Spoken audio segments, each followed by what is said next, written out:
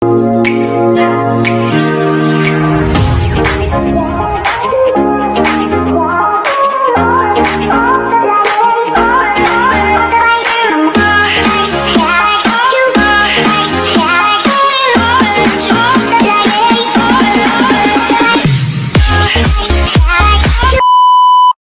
guys, so turuan ko kayo kung paano yung tutorial na nagte-trending ngayon.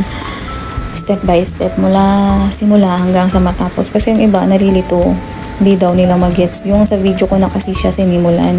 Hindi ko siya in-start kung paano gawin tong image kasi halos lahat alam na marunong na kung paano gumawa. Kasi una, mag-download ka na tong Gemini. I-click mo yan, then mag-login ka through your Gmail account. Then i-click mo tong plus na to.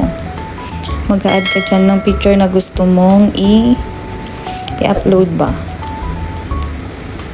or gawin, ganun. And then add, then tapos dito is maglagay ka ng prompt. So yung prompt ilalagay ko na lang sa description, sa caption or dyan sa comment section. Copy paste nyo na lang po. Then click no po to for generate. Ayan, antayin lang po natin siya guys. So yung iba, hindi ko alam bakit hindi nila mag-gets. Mahirap daw. Hindi daw nila alam. Ganun. So ito yung lumabas guys. So pag i-zoom ko, parang hindi ako yung nandito. Tapos may pangalan siya. Nilagyan ko din ng pangalan. So isi-save natin siya. Kapag hindi nyo siya kamukha guys, or even lumalabas sa picture, ganito yung gawin nyo. Download nyo tong Remake Face AI. Ayan, tapos punta kayo dito sa dito. Multi-face swap. Then add dito. Click nyo siya and add nyo tong dinownload nyo. So para maging kamukha nyo siya is i-upload nyo kung ano yung picture na nilagay nyo dito. Click nyo tong arrow na to. Then ito yun. Then same lang din. Yan. Then click tong swap face. This app makes your blurriest pics look great.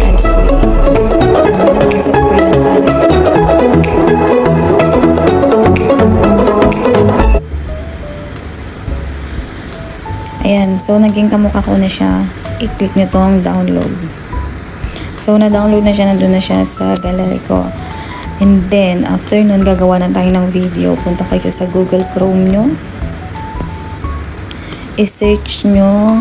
Wait lang, i-close ko muna para ano. Kalagin na kasi ako, nag-automatic siya guys. I-search nyo ang openart.ai. Yan. Ito na siya guys. Meron na kasi ako. Ganito yung logo niya. So, kapag nakalagin na kayo, yung iba kasi, napupunta siya dito sa image. Ganito yung lumalabas sa iba. So, ang gagawin nyo, i-click nyo tong tatlong dot dito. Then, i-click nyo tong video. Ayan. So, pag ganito yung lumabas, i-click nyo tong drag and drop a image. Then, upload. Punta kayo sa photo library. Then, itong inedit natin na kamukha natin. Ayan. Then, done.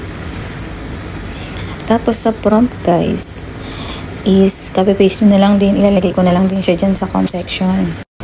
So, ayan. Ipipaste nyo dito yung prompt.